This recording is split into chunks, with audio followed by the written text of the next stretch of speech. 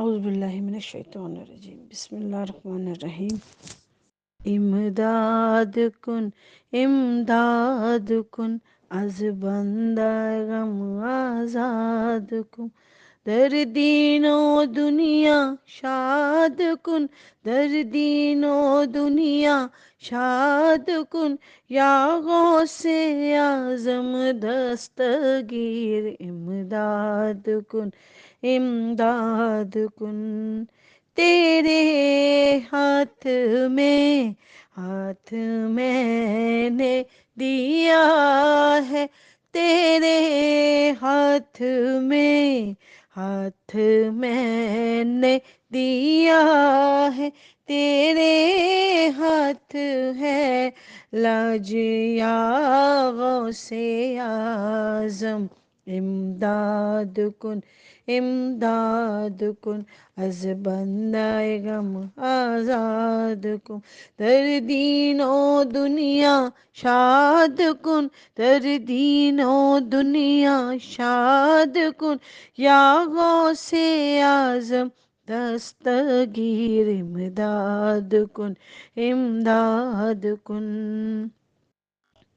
نکالا ہے پہلے تو ڈوبے ہوں کو، نکالا ہے پہلے تو ڈوبے ہوں کو، اور اب ڈوبتوں کو بچاؤ سے اعظم امداد کن، امداد کن، در بندائے غم آزاد کن، در دین و دنیا شاد کن، در دین و دنیا شاد کن، یا غوث اعظم دستگیر امداد کن، امداد کن۔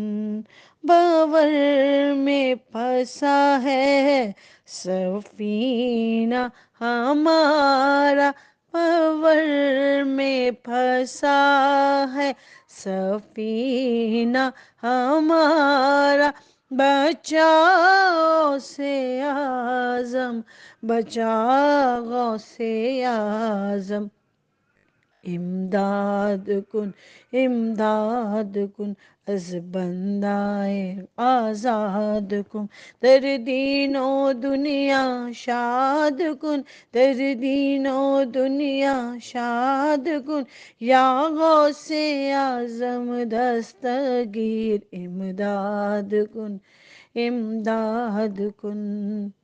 قسم ہے کہ مشکل کو مشکل نہ پایا، قسم ہے کہ مشکل کو مشکل نہ پایا، کہا ہم نے جس وقت یا غوث اعظم امداد کن، امداد کن، از بندہ غم آزاد کن، در دین و دنیا شاد کن، در دین و دنیا شاد کن، یا غوث اعظم دستگیر امداد کن، امداد کن۔ مریدوں کو خطرہ نہیں بحر غم سے، مریدوں کو خطرہ نہیں بحر غم سے، کہ بیڑے کے ہیں ناخدا غوث اعظم، کہ بیڑے کے ہیں ناخدا غوث اعظم امداد کن، امداد کن، امداد کن، امداد کن، از بندہ غم آزاد کن، در دین و دنیا شاد کن، در دین و دنیا شاد کن، یا غوث اعظم دستگیر امداد کن، امداد کن۔ کہے کس سے جا کے حسن اپنے دل کی، کہے کس سے جا کے حسن اپنے دل کی، سنے کون تیرے سوا غوث اعظم، سنے کون تیرے سوا غوث اعظم، امداد کن امداد کن امداد کن امداد کن، از بندہ غم آزاد کن، در دین و دنیا شاد کن، در دین و دنیا شاد کن، یا غوث اعظم دستگیر، یا غوث اعظم دستگیر، امداد کن امداد کن۔ جزاک اللہ خیر، جزاک اللہ خیر۔ سرکار غوث اعظم، سرکار غوث اعظم نظر کرم خدا را، میرا خالی کاسا بھر دو، میں فقیر ہوں تمہارا، جھولی کو میری بھر دو ورنہ کہے گی دنیا، ایسے سخی کا منگتا پھرتا ہے مارا مارا، مولا علی کا صدقہ گنجے شکر کا صدقہ، میری لاج رکھ لو غوث اعظم، میں فقیر ہوں تمہارا، سب کا کوئی نہ کوئی دنیا میں آسرا ہے، میرا بجز تمہارے کوئی نہیں سہارا، سرکار غوث اعظم نظر کرم خدا را۔ جی الحمدللہ، آج سرکار غوث اعظم حضرت شیخ محی الدین سید عبدالقادر جیلانی کا دن ہم منا رہے ہیں، اور ابھی جو ہم نے اولیاء کرام کے بارے میں حدیث بھی سنی، اللہ کو اپنے دوست بڑے پیارے ہوتے ہیں، اور میرے رب سے زیادہ اپنے دوستوں کی دوستی کا حق کون ادا کر سکتا ہے۔ میرا رب جس کو چاہتا ہے، اللہ کہتا ہے کہ میں جس کو چاہتا ہوں یختص برحمتہ من یشاء، اپنی رحمت کے لیے میں اس کو خاص کر لیتا ہوں۔ یہ میرے رب کا کمال ہے، جس کو وہ چن لے، جس کو وہ چاہے وہ پھر اس کو خاص کر لیتا ہے، اور جس کو وہ خاص کر لیتا ہے اس کو اپنا دوست ڈکلیئر کر دیتا ہے، جس کو مقام ولایت مل جاتا ہے تو پھر اللہ جو ہے اس کی محبت رہتی دنیا تک اپنی مخلوق کے دلوں میں ڈال دیتا ہے، اور آج اسی محبت کا تقاضا ہم پورا کرنے کے لیے مل بیٹھے ہیں، حضرت شیخ عبدالقادر جیلانی کا دن منانے۔ قرآن کہتا ہے والذین جاہدوا فینا لَنَہْدِیَنَّہُمْ سُبُلَنَا، اور جنہوں نے ہماری راہ میں کوشش کی ہم ضرور انہیں اپنے رستے دکھا دیں گے۔ تو اولین شرط کیا ہے کہ اللہ کی راہ میں کوشش کرنا۔ جب کوئی کوشش کر لیتا ہے تو پھر اللہ اس کے لیے رستے آسان کر دیتا ہے، اس کے لیے اپنی دوستی کے، اپنی ولایت کے رستے کھول دیتا ہے، اور جب یہ رستے کھل جاتے ہیں تو پھر پہلا مرحلہ ہم دیکھتے ہیں اس میں مجاہدہ ہے، کوشش ہے، اور دوسرا مرحلہ اس میں مشاہدہ ہو جاتا ہے۔ جب مشاہدات ہو جاتے ہیں، جب مقام ولایت مل جاتا ہے تو پھر کرامات کا ظہور ہونے لگتا ہے۔ ولی جو ہے ہم دیکھتے ہیں ہر دور میں اولیاء کرام کی کرامات ہمیں ملتی ہیں، جو نبی جتنے اللہ کے نبی آئے ان سے معجزات کا ظہور ہوتا ہے، اور اولیاء کرام سے کرامات کا ظہور ہوتا ہے۔ ہر ولی جو جب ہم تذکرۃ الاولیاء پڑھتے ہیں، اولیاء کرام کے قصے کہانیاں پڑھتے ہیں تو ہمیں یہ پتہ چلتا ہے کہ ہر ولی جو ہے اس سے مختلف قسم کی کرامات کا ظہور ہوا، اور کرامت جو ہوتی ہے نا یہ ولی اپنی مرضی سے نہیں کرتے، یہ اللہ کی طرف سے ایک انعام ہوتا ہے، کرامت ان سے سرزد ہوتی ہے، اور مقصد جو ہے وہ اللہ ان کے ساتھ اپنی دوستی کا اعلان کر دیتا ہے. اور یہ اللہ کی دوستی کا اعلان کس لیے ہوتا ہے کہ وہ اللہ کے دین کا کام کر رہے ہوتے ہیں، وہ تبلیغ دین کرتے ہیں، اور جب لوگ ان کو چیلنج کرتے ہیں، ان کو پکارتے ہیں، تو پھر کیا ہے کہ پھر اللہ دکھاتا ہے. یہ کرامتیں ایسے ہی ظہور میں نہیں آتی. یہ ان کا مقصد ان کو، اپنے دوستوں کو عوام الناس سے ممتاز کرنا ہوتا ہے. اور جتنی زیادہ کرامتیں ہم دیکھتے ہیں کہ حضرت شیخ محی الدین سید عبد القادر جیلانی سرکار غوث اعظم سے وابستہ ہمیں تاریخ میں ملتی ہیں، اتنی زیادہ آپ سے کرامات ظہور میں آئیں کہ ہوتے ہوتے وقت کے ساتھ آج صرف کرامتیں ہمیں یاد رہ گئیں اور آپ کی تعلیمات کو ہم نے پسِ پشت ڈال دیا. آج کا جو ہمارا موضوع ہے وہ آپ کی تبلیغ دین اور آپ کی تعلیمات، اس پر ہم فوکس کریں گے. ہم یہ جاننے کی کوشش کریں گے کہ اتنی بڑی ہستی، اولیاء کرام میں اتنا بڑا مقام جو ان کو حاصل ہے، اس کے پیچھے جو ان کی حیات تھی وہ کیسی تھی. آج ہمارا موضوع جو ہے وہ یہ ہے. اور اپنے لیکچر کو باقاعدہ شروع کرنے سے پہلے میں قصیدہ غوثیہ کے چند اشعار پڑھنا چاہوں گی. حضرت شیخ عبد القادر جیلانی جو ہے وہ اللہ کے عشق میں سرشار اس مقام پر پہنچ گئے کہ پھر آپ کے منہ سے کچھ اشعار نکلے جن کو قصیدہ غوثیہ کہا جاتا ہے. اور وہ ان کے جو فالوورز ہیں، جو ان سے محبت کرنے والے ہیں، وہ اس قصیدہ کو بڑی عقیدت اور بڑے احترام کے ساتھ پڑھتے ہیں. اور ان کی نسبت اور ان کی ذات سے جو فیوز و برکات کا ظہور ہے وہ ان اشعار کو پڑھنے سے ان کے مریدین جو ہے وہ حاصل کرتے ہیں، اور ان اشعار کی جو فیوز و برکات ہیں ان سے اپنے قلوب کو منور کرتے ہیں. قصیدہ غوثیہ کا پہلا شعر ہے: سقانی الحب کا سات الوصالی، سقانی الحب کا سات الوصالی، فقلت لخمرتی نحوی تعالی.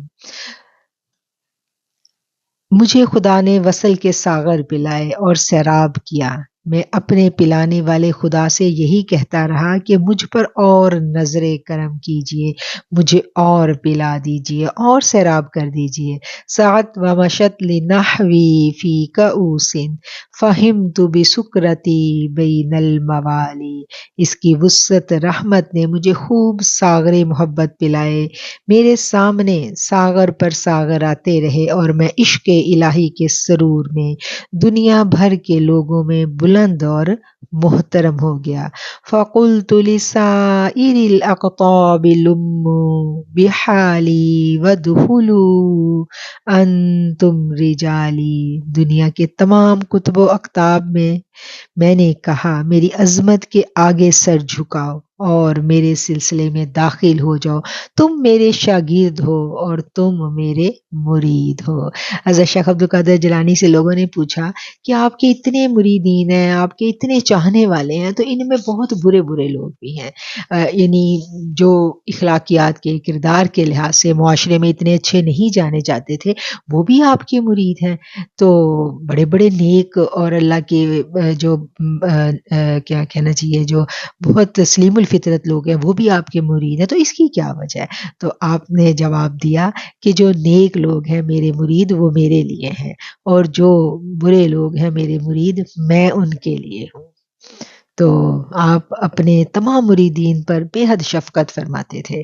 آپ کا جو درود ہے میں وہ بھی پڑھنا چاہوں گی، جو درود غوثیہ کے نام سے ہم پڑھتے ہیں. اللہم صلی علی سیدنا و مولانا محمد معدن الجود والکرم من بالعلم والعلم والحلم والحکم وبارک وسلم. اللہ کریم ہمیں غوث پاک کی سرکار کی ذات سے جو ہم اپنی نسبت کے اظہار کے لیے آج کا پروگرام جو ہے وہ کر رہے ہیں، اور آج کے دن کے اس پروگرام میں اللہ اتنی برکت ڈال دے اور ہمارے الفاظ کو وہ مقبولیت عطا فرما دے کہ سرکار غوث پاک کی ایک نگاہ کرم ہم سب کے دلوں کو بدل دے اور ہمیں ان کے مریدوں میں شامل کر لے. آمین ثم آمین. حضرت شیخ عبد القادر جیلانی جو ہیں یہ 470 ہجری میں پیدا ہوئے. آقا علیہ الصلوۃ والسلام کے وصال کو 470 سال گزر چکے تھے اور آپ کا انتقال جو ہے وہ 505 ہجری میں ہوا. آپ نے تقریباً 90 سال کی عمر پائی. ایران کا صوبہ ہے جیلان جہاں پر آپ پیدا ہوئے تھے. یہ پہاڑی قصبہ ہے اور آپ کی ولادت سے قبل اکابرین جو ہیں انہوں نے پیش گوئی کی تھی جس میں شیخ ابو احمد عبداللہ بن ابی ایک بزرگ تھے. انہوں نے شیخ ابو احمد عبداللہ بن علی بن موسیٰ انہوں نے آپ کی پیدائش سے تقریباً 6 برس قبل فرمایا تھا کہ عنقریب ایک ایسی ہستی آنے والی ہے جس کا فرمان ہوگا قدمی علی رقبت کل ولی اللہ، میرا قدم ہر ولی کی گردن پر ہوگا. اور 17 برس جو ہے یہ آپ کی پیدائش سے تقریباً 6 برس قبل جو ہے وہ ان بزرگوں نے پیشین گوئی کی تھی. اور پھر آپ ایران کے قصبہ جیلان میں پیدا ہوئے 470 ہجری میں. اور آپ کے جو والد محترم تھے اور والدہ دونوں ہی سادات گھرانے سے تھے، دونوں سید تھے. آپ کی والدہ جو تھیں وہ حسینی سید تھیں اور آپ کے والد گرامی حسنی سید تھے. اور آپ کو ولایت میں وہ مقام اور مرتبہ حاصل ہے جو مولا علی اور اہل بیت کے بعد سب سے بلند تر ہے. اور آپ نے تبلیغ دین میں جو اس وقت دین کی جو حقیقی شکل و صورت ہے وہ کہیں مدھم ہوتی جا رہی تھی، ایسے میں آپ نے دین کی صحیح جو حیت ہے، جو صحیح صورت ہے، اس کو آپ نے بلند کیا. اور تعلیمات اور ظاہری علوم اور باطنی علوم، شریعت اور طریقت دونوں کو آپ نے ایک ساتھ جو ہے عوام الناس میں پھیلایا. اور اسی وجہ سے چونکہ آپ نے ایک جو اس وقت جو لوگوں کی جو ایمانیات تھی یا لوگوں کا جو دین کے ساتھ جو حقیقی دین کی روح ہے اس کے ساتھ تعلق کمزور پڑتا جا رہا تھا، آپ نے اس کو ایک نئی زندگی بخشی اس تعلق کو. اسی وجہ سے آپ کو محی الدین کے نام سے بھی پکارا جاتا ہے، یعنی دین کو دوبارہ سے زندہ کرنے والے. آپ بچپن ہی میں سے آپ کے والد جو ہیں وہ دنیا سے انتقال کر گئے تھے اور آپ کی والدہ نے آپ کو 17 برس تک اپنے ہی قصبے میں تعلیم دلوائی. اور 18 برس کی عمر میں آپ کی والدہ نے آپ کو اعلیٰ تعلیم کے لیے بغداد بھیج دیا. بغداد جو تھا وہ اس وقت کے علم و تمدن کا گہوارہ تھا. اور وہ مشہور واقعہ ہم سب بچپن سے سنتے آ رہے ہیں کہ وہ 40 اشرفیاں جو تھیں وہ ان کو اپنے والد سے ترکے میں ملی تھی جو ان کی والدہ نے ان کے لباس میں سی کے آپ کو بغداد شریف بھیجا تھا. اور بچپن ہی سے آپ کی ذات سے مختلف کرامتوں کا ظہور ہوتا رہتا تھا. کرامتوں کو آج ہمارا موضوع نہیں ہے کیونکہ کرامتوں کے بارے میں الحمدللہ ہم بہت زیادہ جانتے ہیں، بہت زیادہ آپ کی کرامات محافل میں بیان کی جاتی ہیں. تو آج میں نے سوچا کہ ہم کرامتوں کے پیچھے آپ کی شخصیت کو پڑھیں گے، آپ کی شخصیت کے ان پہلوؤں کو جاننے کی کوشش کریں گے جنہوں نے آپ کو وہ مرتبہ اور مقام دیا. اور آپ کی شخصیت کے تمام پہلوؤں کو سمجھنے کے لیے ہمیں ضروری ہے کہ ہم اس وقت کا جو بیک گراؤنڈ تھا اس کو جانیں. وہ جو دور تھا وہ بنو عباس کا دور تھا. بنو امیہ جو حضرت امام حسین کے بعد اموی خاندان جنہوں نے خلافت سنبھالی تھی، انہوں نے 132 برس حکومت کی. اور 132 برس حکومت کے بعد اب بنو عباس کی حکومت تھی. اور بنو عباس کی حکومت بھی آخری دموں پر تھی. اس وقت کا جو خلیفہ تھا اس کا نام المستنصر باللہ تھا اور اس کی حکومت بے حد کمزور تھی. اس وقت ترک قبیلہ سلجوق جو ہے وہ سر اٹھا رہا تھا، قوت پکڑ رہا تھا اور حکومتی تمام جو معاملات ہیں وہ تیزی سے اپنے ہاتھ میں لے رہا تھا. سلجوق قبیلہ ترکوں کا یعنی دور تھا اور ترک جو تھے اسی بادشاہ کا ایک وزیر تھا جس کا نام نظام الملک تھا. نظام الملک جو تھا وہ تعلیم جو درس و تدریس ہے، تعلیمات ہے، اس پر اس کا بڑا فوکس تھا، اور اس نے بڑے مدرسے قائم کیے، اور آج کے دور کی یونیورسٹیاں جس کو کہا جائے اس نے جگہ جگہ قائم کی، اور جو سلجوقی حکومت تھی وہ ان مدارس کو فنڈ دیا کرتی، بڑی بڑی گرانٹس دیا کرتی، اور ان کا ایک مدرسہ بغداد شہر میں بھی موجود تھا۔ لیکن آپ جو ہیں حضرت شیخ عبد القادر جیلانی جو ہیں، یہ جس دور میں وہاں پر آتے ہیں یہ اس گورنمنٹ کے مدرسے میں نہیں گئے، آپ وہاں پر ابو سعید جو تھے ان کا ایک مدرسہ تھا، وہاں پر آپ زیر تعلیم رہے اور انہی سے آپ نے تعلیمات حاصل کی۔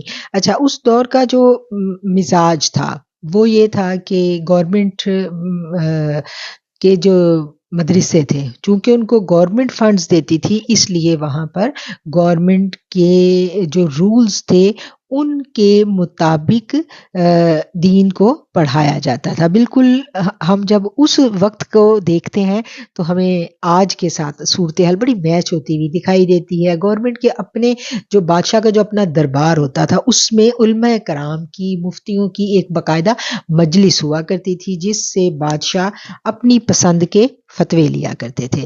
آپ نے 17 برس کی عمر میں آپ یہاں پر آئے ہیں، اور آپ نے یہاں آ کر تعلیم حاصل کی، فقہ کی تعلیم لی، حدیث کو پڑھا، قرآن کریم کو سیکھا، تفسیر جو ہے وہ آپ نے پڑھی، اور پھر اس کے بعد جو آپ کے دور کا جو آپ کے استاد محترم تھے انہوں نے آپ کو اسی مدرسے میں پڑھانے کی جو ڈیوٹی تھی اس پر انہوں نے معمور کر دیا۔ اچھا، اب ہم دیکھتے ہیں کہ آپ نے ایک پرائیویٹ مدرسے سے تعلیم حاصل کی ہے، اور آپ کے جو استاد محترم ہیں وہ ایک صوفی منش اور ایک بزرگ انسان ہیں اور اللہ کے بڑے مقرب بندے ہیں۔ انہوں نے آپ کی زبردست قسم کی تعلیم و تربیت کی، اور اسی وجہ سے ہم دیکھتے ہیں کہ آپ کی تعلیمات جو ہیں وہ بالکل اس کے مطابق نہیں تھی جیسی تعلیمات جو ہیں وہ اس وقت کے علماء کرام کو دی جاتی تھی، یا اس وقت کے گورنمنٹ کے مدرسوں میں جو تعلیمات دی جاتی تھی آپ کی جو تعلیمات ہیں وہ اس کے مطابق نہیں تھی۔ اور اس وقت کی جو گورنمنٹیں تھی، اس وقت کے جو خلفاء تھے، ہمیں پتہ ہے کہ بادشاہت کا زمانہ تھا، اور خلیفہ جو ہوتا تھا وہ اپنی مسند کو، اپنی حکومت کو بچانے کے لیے علماء کرام کو استعمال کیا کرتے تھے، اور جو بھی عالم دین بادشاہ وقت کے خلاف بات کرتا تھا تو اس کو طرح طرح سے اذیتیں دی جاتی۔ ہماری ہسٹری کے 4 امام ہیں، اور چاروں اماموں کی ہم جب زندگی پڑھتے ہیں تو ہمیں پتہ چلتا ہے کہ ان کو جو اس وقت کے بادشاہ تھے انہوں نے کتنا ستایا۔ حضرت امام مالک کو دیکھیں، حضرت امام مالک کو مدینہ شریف میں رہتے تھے آپ، اور جب بادشاہ نے کہا کہ تم میرے مطابق فتوے دو اور وہ حق پر ڈٹے تو ان کو ان کے گھر میں قید کر دیا گیا۔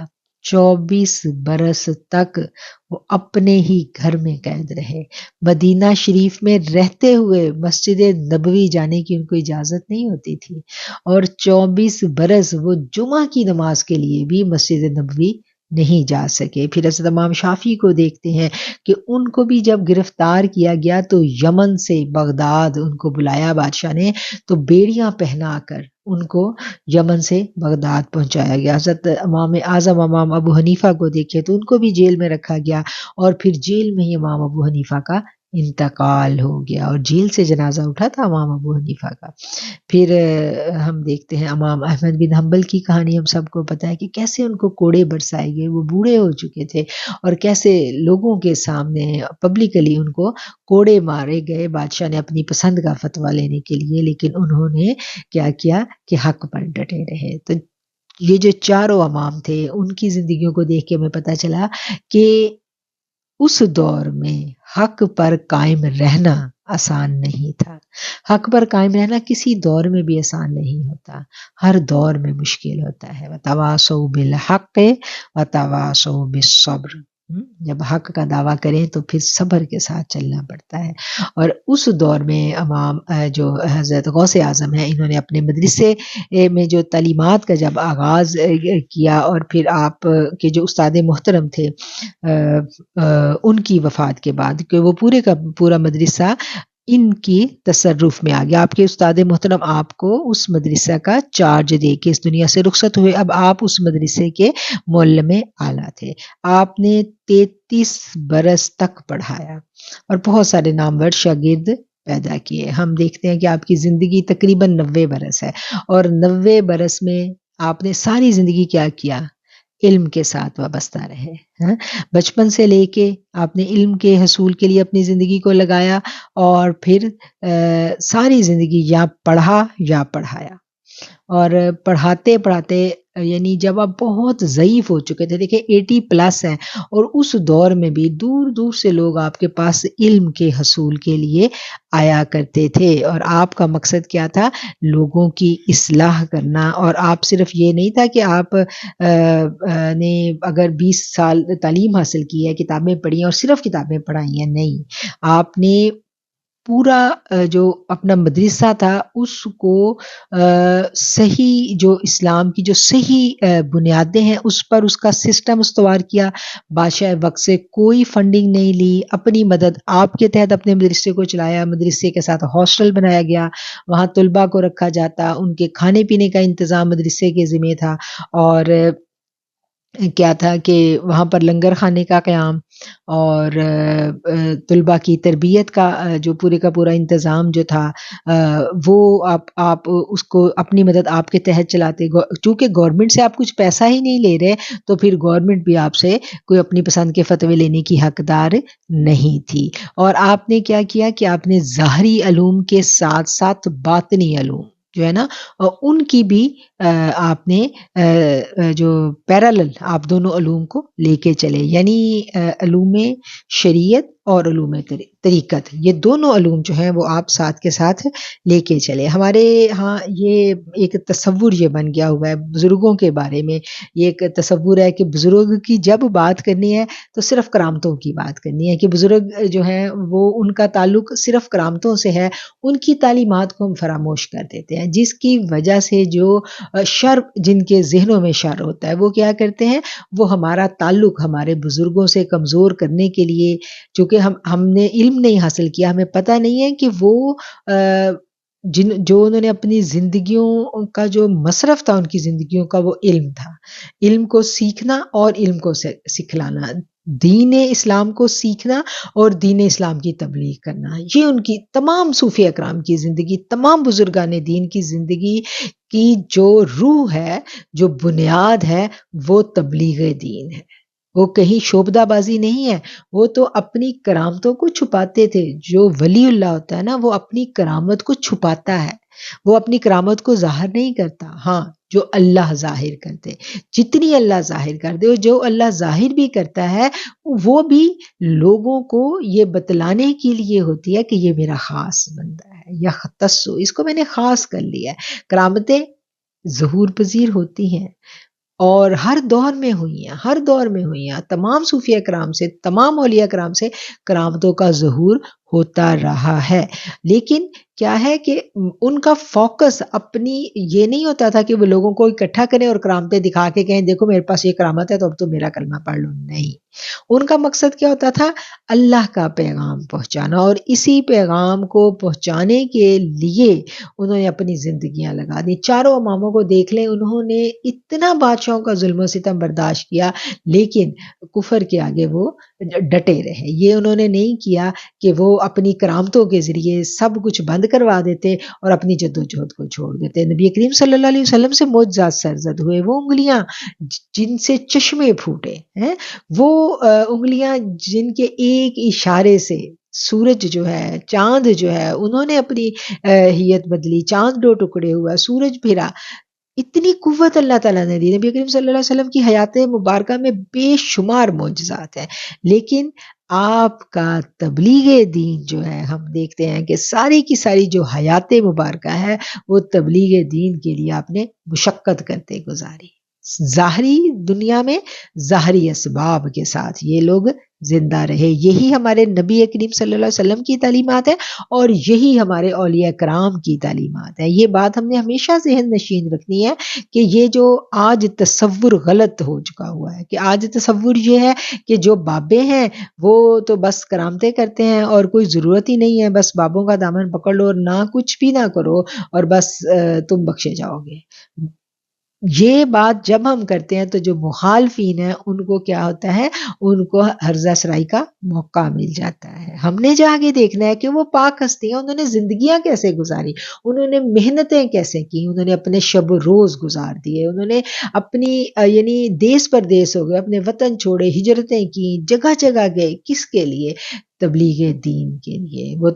وہ کہتے ہیں کہ بس اللہ ہمارے لیے تو اڑن تشتریاں بنا دے اور ہم لوگوں کو معجزے کرامتیں دکھائیں اور بس سارے کے سارے لوگ دین اسلام میں داخل ہو جائیں. ایسا نہیں ہے. آج سید عبد القادر جیلانی کی تعلیمات کو ہم دیکھیں، آپ کی کتب کو ہم دیکھیں جو ہر وقت آپ کے مرید ہونے کا دعویٰ کرتے ہیں، ہم ان سے پوچھیں جو آپ نے قصیدہ غوثیہ لکھا اس کا معنی کیا ہے؟ کسی نے وہ بھی نہیں پڑھا ہوگا. تو مقصد کیا ہے اولیاء کرام کی تعلیمات کو جاننا کہ ان کی ہستی میں کیا تھا جو دنیا ان کی دیوانی ہو گئی. ان کی ہستی میں کیا تھا کہ رب نے ان کو اپنا دوست ڈکلیئر کر دیا. ان کی ہستی میں کیا تھا کہ ہم ان کا نام سنتے ہیں تو ہمیں ان سے انسیت ہونے لگتی ہے، ہمیں ان سے محبت ہونے لگتی ہے، ہمارا جی چاہتا ہے. ہم لوگوں کو دیکھتے ہیں کوئی 11ویں منا رہا ہے تو ہمارے دل میں ایک محبت ہوتی ہے، ہم کہتے ہیں اچھا یہ 11ویں منا رہا ہے تو ہم دیکھیں تو صحیح یہ 11ویں والے ہیں کون، ان کی تعلیمات کیا ہیں، انہوں نے ہمیں کیا پڑھایا، انہوں نے اپنی زندگی کیسے گزاری. میں یہ نہیں کہتی ہوں کہ ہم منائیں نہ، ہم ضرور منائیں، ہم سیلیبریٹ کریں، ہم ان کی محبتوں کا اظہار کریں، لیکن اس کے ساتھ ساتھ ہم ان کی تعلیمات کے اوپر بھی فوکس کریں کہ وہ ہمیں کیا تعلیم دے کے گئے. حضرت شیخ عبد القادر جیلانی جو ہے نا ان کے بارے میں ہے کہ ان کے مدرسے میں جیسا کہ ہر دور میں یہ ہوتا ہے نا کہ ہر یونیورسٹی میں اساتذہ کرام جو ہے وہ مختص کر دیے جاتے ہیں، اسکولوں میں بھی کہ آپ کا یہ سبجیکٹ ہے آپ نے وہی پڑھانا ہے. جو جس کا سبجیکٹ ہے وہی، جو حدیث کا ماہر ہے وہ حدیث پڑھائے گا، جو فقہ کا ماہر ہے وہ فقہ پڑھائے گا. آپ کو ایسی دسترس حاصل تھی کہ آپ اپنے ادارے میں تمام سبجیکٹ پڑھاتے تھے. آپ نے فقہ بھی پڑھایا، آپ نے حدیث بھی پڑھائی، آپ نے تفسیر بھی پڑھائی اور آپ نے سلوک بھی پڑھایا، علم الاحسان بھی پڑھایا، تصوف بھی پڑھایا. تصوف کے بنیادی اصول آپ نے 8 اصول جو ہیں وہ آپ نے لکھے تصوف کے. آپ نے ہر شعبہ پڑھایا. اب آج کیا ہوا ہے، حدیث والا تفسیر والے کے سامنے آ گیا، تفسیر والا فقہ مفتی کے سامنے آ گیا اور مفتی جو ہے وہ تصوف والوں کو جو ہے وہ ان کو غلط کہنے لگ گئے. سارے آپس میں دست و گریباں ہو گئے. وہ ایک بندہ تھا، وہ ایک شخصیت تھی اور ہمہ پہلو شخصیت تھی. تمام سبجیکٹس کے اوپر ان کو دسترس حاصل تھی. وہ علوم شریعہ بھی جانتے تھے، وہ طریقت کے بھی تمام علوم، تمام رموز جو ہے طریقت کی وہ ان کو بھی پہچانتے تھے. اور اسی وجہ سے ہم جو ان کا قصیدہ غوثیہ ہے اس کو جب ہم اردو زبان میں جب اس کا ترجمہ پڑھتے ہیں تو ہمیں پتہ چلتا ہے کہ وہ کس کمال درجے کے عشق الہی میں ڈوبے ہوئے تھے. عشق میں ان سے زیادہ ہمیں جو خوبصورت اور بھیگی ہوئی جو شاعری ان کی ہے عشق کی اس میں قصیدہ غوثیہ میں، ان سے زیادہ خوبصورت اشعار ہمیں ہسٹری میں ڈھونڈنے سے بھی نہیں ملتے ہیں. حضرت شیخ عبد القادر جیلانی کی کرامات کو ہم پڑھیں تو جب آپ کی تو زبان فارسی تھی نا، آپ تو ایران عراق کے علاقے کے تھے، تو جب آپ کو حکم ہوا کہ آپ تبلیغ کریں اور آپ واعظ کریں تو آپ نے فرمایا، کہتے ہیں وہ خواب ہمیں ملتا ہے آپ کا کتابوں میں کہ آپ کو خواب میں آقا علیہ الصلوۃ والسلام کی زیارت ہوتی ہے اور آقا آپ سے فرماتے ہیں کہ تم اب واعظ کیا کرو. تو آپ کہتے ہیں کہ یہ تو عربی لوگ ہیں، یعنی میں اجمی ہوں اور میرے پاس وہ فصاحت و بلاغت عربی زبان میں نہیں ہے، تو میں کیسے ان لوگوں میں یہ تبلیغ کر سکوں گا. تو پھر آقا علیہ الصلوۃ والسلام نے خواب میں آپ کے منہ میں اپنا لعاب دہن ڈالا. اور اسی خواب کا اگلا حصہ جو ہے ہمیں کتابوں میں ملتا ہے کہ پھر اس کے بعد مولا علی کی بھی آپ کو زیارت ہوتی ہے اور مولا علی بھی آپ کے منہ میں اپنا لعاب دہن ڈالتے ہیں. اور اس کی برکت یہ تھی کہ جب آپ بیان کرتے تھے تو آپ کے مجمع میں ایک ہی وقت میں 70 ہزار لوگ شریک ہوتے تھے.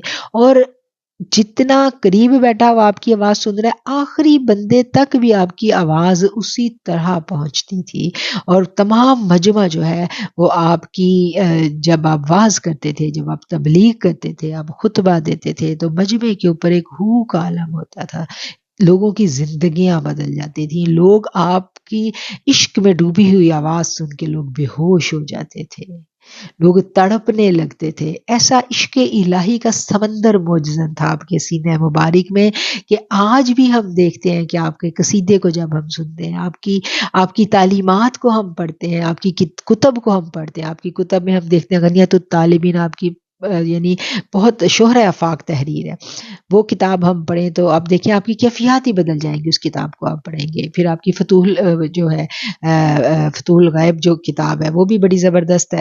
تو آپ کی کتابوں کو، آپ کے خطبات کو، آپ کی تعلیمات کو ہم پڑھیں تو نہ صرف ہمیں ظاہری علوم حاصل ہوتے ہیں بلکہ علوم باطنی جس کو ہم فیض کہتے ہیں، آپ کا فیض بھی ہمیں مل جاتا ہے۔ سلسلہ قادریہ کے آپ دیکھیں کہ تمام سلاسل کے جتنے بھی لوگ ہیں وہ آپ کی ولایت کا اقرار کیے بنا، آپ کی ولایت تک پہنچے بنا وہ اپنی روحانی منازل جو ہیں وہ طے نہیں کر سکتے، اور یہی کرامت ہے آپ کی، اور اس سے بڑا اور کیا آپ کی کرامت ہونی ہے کہ آپ کے جو تربیت یافتہ لوگ تھے وہ زندگی کے ہر شعبے میں ہمیں نمایاں مقامات پر نظر آتے ہیں۔ یہ نہیں ہے کہ آپ ایک مبلغ تھے تو آپ نے صرف تبلیغ کرنے والے پیدا کیے، نہیں، بادشاہ کے مقربین میں آپ کے اسٹوڈنٹس جو ہیں وہ شامل ہوتے ہیں۔ بیت المقدس جب فتح ہوتا ہے تو اس میں جو اول دستے کے لوگ تھے وہ کثیر تعداد میں آپ کے جو اسٹوڈنٹس تھے ان کی تھی، اور ہر جگہ آپ کے شعبہ کے جو لوگ ہیں، تصوف میں دیکھ لیں تو تصوف میں ہمیں بڑے نامور نام ملیں گے، حضرت شہاب الدین سہروردی جن سے سہروردی سلسلہ ہوا وہ آپ کے شاگرد تھے۔ اس کے علاوہ تعلیمات میں دیکھ لیں تو بڑے بڑے اماموں کے بڑے بڑے نام ہمیں نظر آئیں گے جنہوں نے آپ سے تعلیمات حاصل کی۔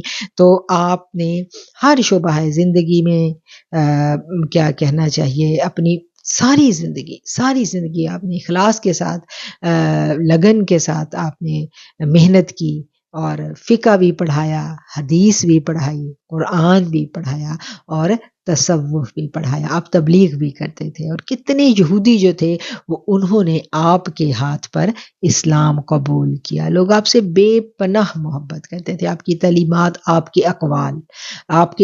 جو اقوال آپ کے ہیں ہم ان کو پڑھیں تو ہمیں پتہ چلتا ہے کہ آپ نے جو حضرت علی کرم اللہ وجہہ کی جو فصاحت و بلاغت ہے، جو آپ کی دین کو اور علم کو کیا کہنا چاہیے حکمت کے ساتھ چند بڑے سے بڑی جو بات ہے اس کو چند الفاظ میں جیسے مولا علی بیان کرتے تھے، وہی چیز ہمیں جو ہے ہمیں شیخ عبد القادر جیلانی میں نظر آتی ہے۔ اتنا بڑا جو مرتبہ مقام آپ کو ملا وہ ایسے ہی نہیں مل گیا۔ فرزند تھے آپ، حسنی حسینی سید تھے، اور طریقت کے امام، اور شریعت کے استاد، سب کی سب خوبیاں جو ہیں وہ ہم دیکھتے ہیں کہ آپ میں ہمیں نظر آتی ہیں۔ اور پھر اسی اصول پر آپ نے اپنے مدرسے کا جو نصاب تھا وہ مرتب کیا ہوا تھا، وہاں پر اصول فقہ پڑھائی جاتی، وہاں پر اسلامک لاء پڑھایا جاتا، وہاں پر فلسفہ پڑھایا جاتا، منطق پڑھائی جاتی، علم الکلام پڑھایا جاتا۔ آپ کے قصیدے کا ہی ایک شعر ہے، درست العلم حتی صرت قطبا ونلت السعد من مولا الموالی، میں نے علم حاصل کیا اور علم حاصل کرتے کرتے قطب یعنی غوث ہو گیا۔ گویا علم و حکمت کے سارے سرچشمے جو ہیں وہ آپ کی ذات ہی سے ہمیں پھوٹتے ہوئے نظر آتے ہیں۔ شریعت کے بغیر طریقت قابل قبول نہیں ہے۔ یہ دونوں اگر صرف شریعت کو لے کے چلے جائیں، طریقت کی نفی کر دیں تو وہ بھی قابل قبول نہیں ہے، وہ پھر ہمیں کسی اور طرف لے جاتی ہے۔ تو اسی وجہ سے ہم دیکھتے ہیں کہ حضرت بایزید بستامی جن کو ہم طریقت میں ان کو ایک بلند مرتبہ اور مقام حاصل ہے۔ ایک دفعہ ایک بزرگ جو تھے وہ ان کے علاقے میں تشریف لائے، تو پرانے زمانے میں یہ ہوتا تھا کہ بزرگ جو ہوتے تھے، جو اللہ کے ولی ہوتے تھے، جب ان کو پتہ چلتا تھا کہ دوسرا ولی آیا ہے ان کے علاقے میں، تو وہ ولی اس دوسرے ولی سے ملنے جایا کرتا تھا۔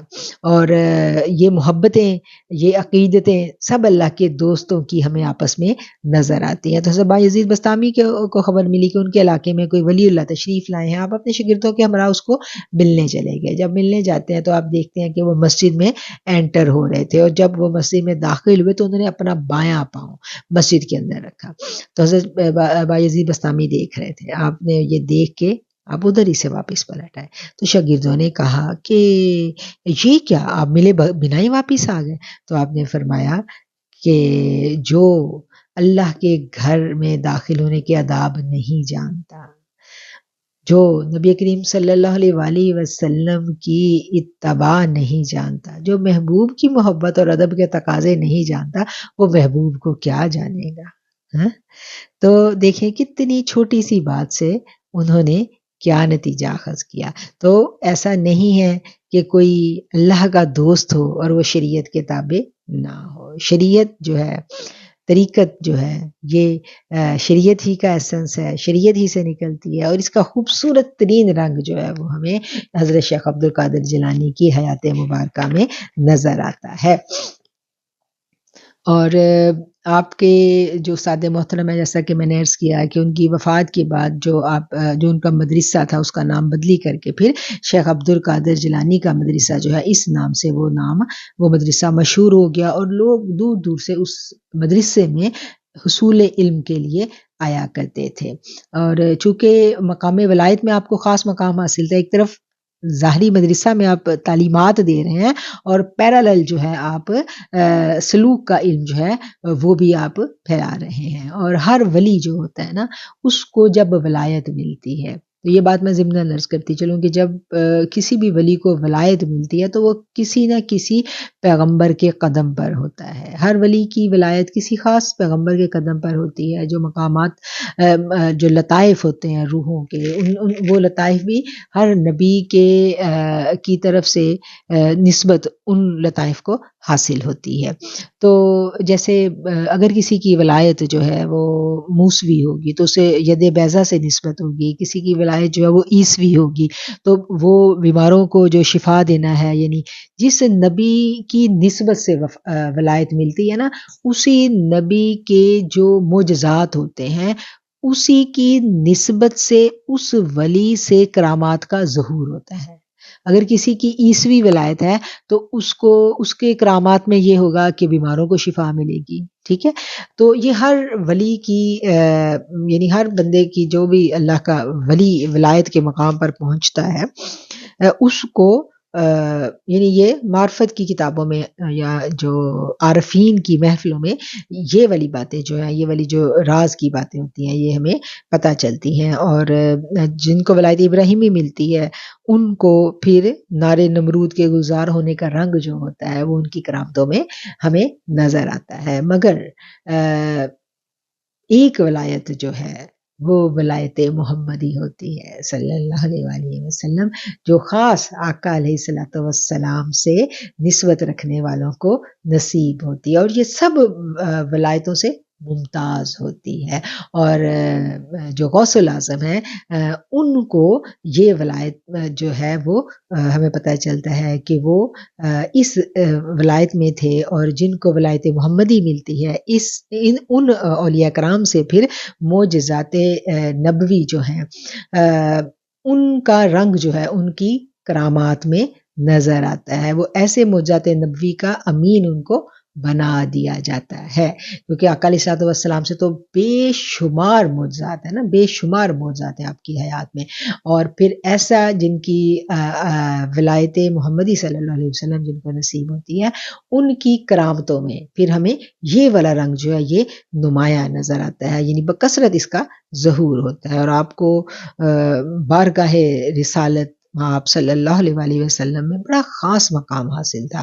آپ تک پہنچے بنا ولایت کی منازل جو ہیں وہ مکمل نہیں ہوتی. جس نے بھی ولایت کی منازل طے کرنی ہے اس کو غوث الاعظم تک پہنچنا پڑتا ہے. جب کوئی ولایت میں تقرب کی منازل طے کرتا ہے تو پھر اس کے 3 درجے ہوتے ہیں، اور ان تمام میں پھر وہی ہوتا ہے کہ مولا علی تک پہنچنا، اور مولا علی سے پہلے جو ہے شیخ عبد القادر جیلانی تک اس کو پہنچایا جاتا ہے.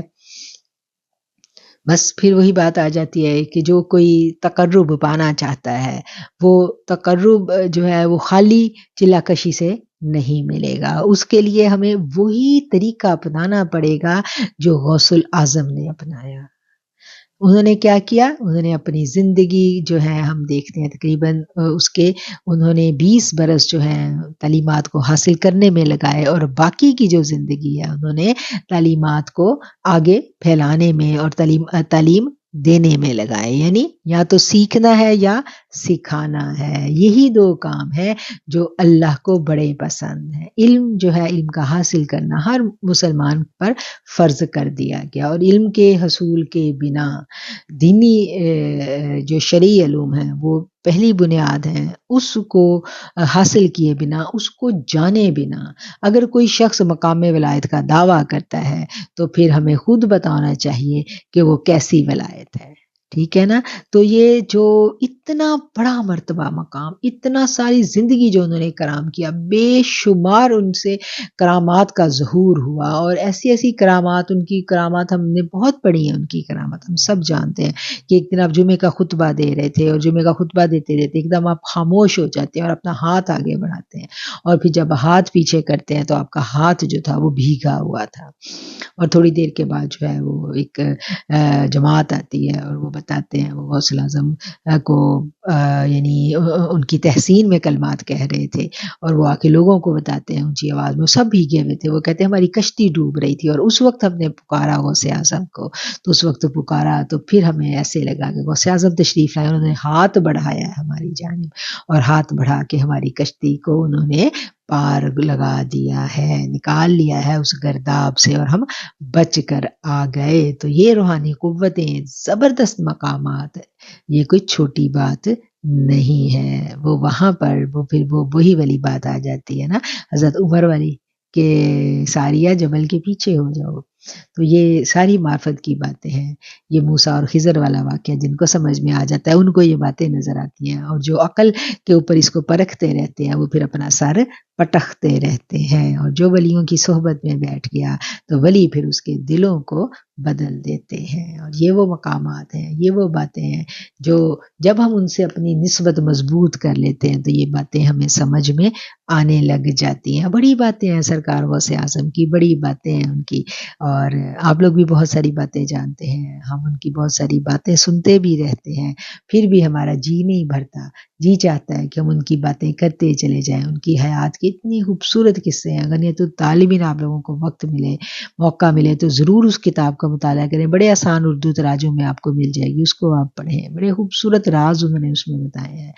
تقرب کے بڑے رستے جو ہیں انہوں نے اس میں سمجھائے ہیں کہ جو اللہ کا تقرب پانا چاہتا ہے وہ پھر کس رستے سے جائے. اور ان کے ساتھ ہماری دلی نسبت جو ہے، ان کے ساتھ ہماری دل کی جو محبت ہے وہ اللہ تعالیٰ اس کو سرفراز کر دے، اس کو قبول کر لے، اور ہمیں وہ تمام فیض و برکات سے اللہ نواز دے جو ان کے خاص الخاص مریدوں کا خاصہ ہے. آخر الدعوانا ان الحمد للہ رب العالمین. جی باجی، دل چاہ رہا تھا کہ آج آپ ان کے صاف بیان کرتی جائیں اور ہم سنتے جائیں وقت کا پتہ ہی نہیں چلا. ماشاء اللہ آج تو جان لے لی بنتی آپ نے. ماشاء اللہ وقت کا بالکل بھی پتہ نہیں چلا باجی. اب یقین کریں بالکل نہیں پتہ چلا. ماشاء اللہ بڑھتے اللہ آپ کو سلامت رکھے. آمین آمین ثم آمین. اللہ تعالیٰ ہم سب کو غوث پاک کے مریدوں میں شامل کرے جی. ان کا دامن ہمیں بس ان کی نسبت عطا کرے. بہت دل کو سکون ہے، بہت دل کو سکون ہے.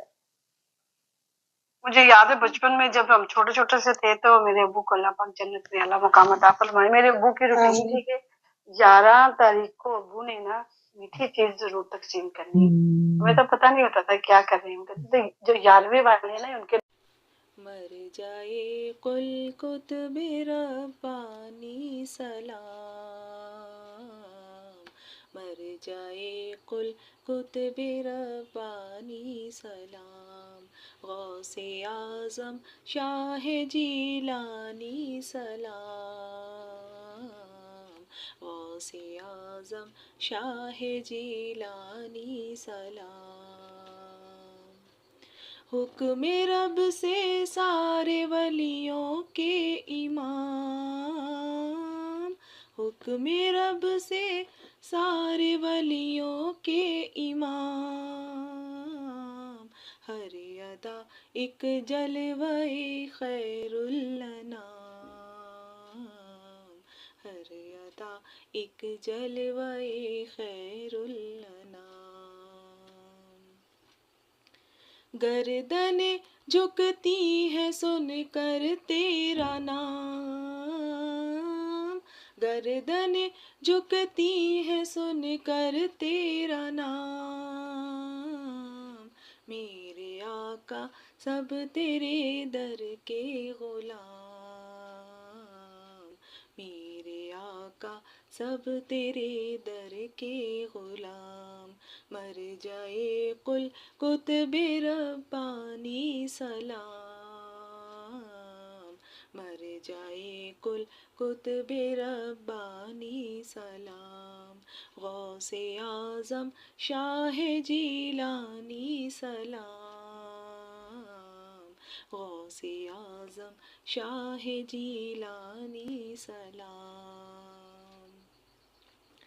आशिकारा शान कुदरत तुझसे है, आशिकारा शान कुदरत तुझसे है, रौनक बज़ में शरीयत तुझसे है, रौनक बज़ में शरीयत तुझसे है, ज़ीनत बज़ में तरीक़त तुझसे है, ज़ीनत बज़ में तरीक़त तुझसे है,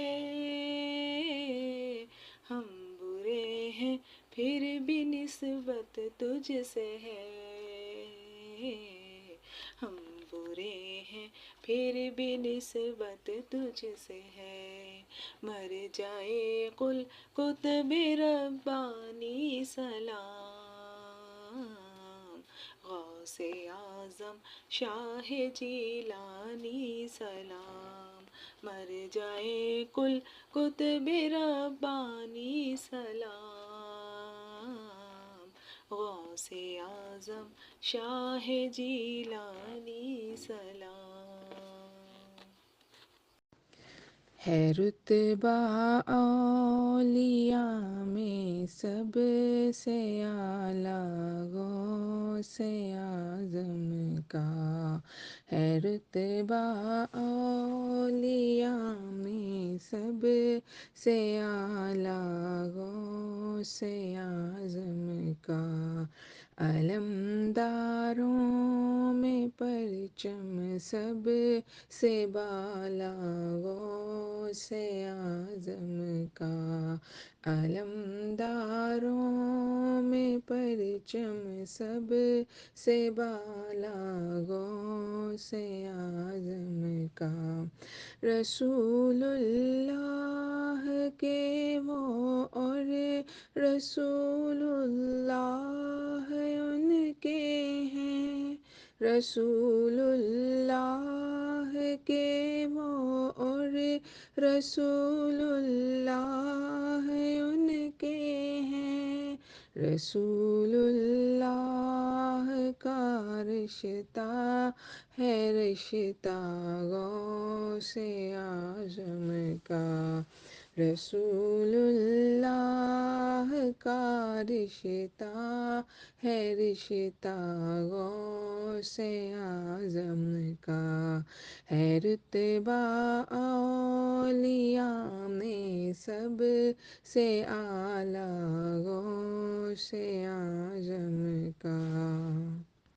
عرب پر اور عجم پر، بحر و بر پر، خشک اور تر پر، عرب پر اور عجم پر، بحر و بر پر، خشک اور تر پر، ہوا سیراب جس پر ابر برسا غوث اعظم کا، ہوا سیراب جس پر ابر برسا غوث اعظم کا، ہے رتبہ اولیاء میں سب سے اعلیٰ غوث عالم کا، جو پالے قادری نسبت نصیبہ اس کا اونچا ہے، جو پالے قادری نسبت نصیبہ اس کا اونچا ہے، مقدر والوں کو ملتا نصیبہ غوث اعظم کا، مقدر والوں کو ملتا ہے پیالہ غوث اعظم کا، ہے رتبہ اولیاء میں سب سے اعلیٰ غوث اعظم کا، علمداروں میں پرچم سب سے بالا غوث اعظم کا، زمیں کا گوشہ گوشہ قادریوں سے منور ہے، زمیں کا گوشہ گوشہ قادریوں سے منور ہے، جہاں دیکھو وہیں ہے ہوتا چرچا غوث اعظم کا، جہاں دیکھو وہیں ہے ہوتا چرچا غوث اعظم کا، ہے رتبہ اولیاء میں سب سے اعلیٰ غوث اعظم کا، علمداروں میں پرچم سب سے بالا غوث اعظم کا، چلو بغداد اطہر صبغۃ اللہ چاہنے والوں، چلو بغداد اطہر صبغۃ اللہ چاہنے والوں، سبھی رنگ والوں میں ہے رنگ پختہ غوث اعظم کا، سبھی رنگ والوں میں ہے رنگ پختہ غوث اعظم کا، ہے رتبہ اولیاء میں سب سے اعلیٰ غوث اعظم کا، علمداروں میں پرچم سب سے بالا غوث اعظم کا، غلامان شہ جیلاں یہاں کثرت سے ملتے ہیں، غلامان شہ جیلاں یہاں کثرت سے ملتے ہیں، خوشی پر ہے جاری بدر سکہ غوث اعظم پا، خوشی پر ہے جاری بدر سکہ غوث اعظم کا، ہے رتبہ اولیاء میں سب سے اعلیٰ غوث اعظم کا، علمداروں میں پرچم سب سے بالا غوث اعظم کا، یا شیخ عبد القادر جیلانی شیئا للہ، یا شیخ عبد القادر جیلانی شیئا